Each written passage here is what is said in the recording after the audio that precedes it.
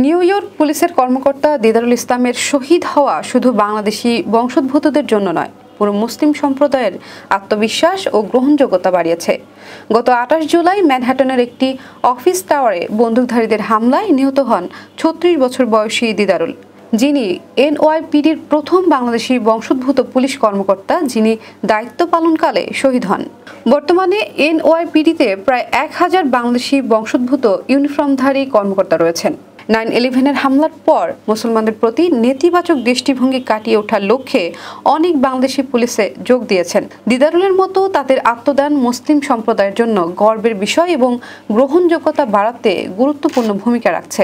এনওয়াইপিডির বাংলাদেশি বংশোদ্ভূতদের মধ্যে অনেকেই school safety officer বা ট্রাফিক এনফোর্সমেন্ট অফিসার হিসেবে শুরু করে নাগরিকত্ব প্রাপ্তির পর পুলিশ একাডেমিতে ভর্তি হয়ে অফিসার হয়েছেন। এই পাইপলাইন পদ্ধতিতে বর্তমানে প্রায় 60% বাংলাদেশি অফিসার এসেছেন। বিশ্লেষকরা বলছেন, দিদারুলের আত্মদান প্রমাণ করে দেশপ্রেম ও আত্মত্যাগ কোনো ধর্ম বা জাতির সীমানায় সীমাবদ্ধ নয়।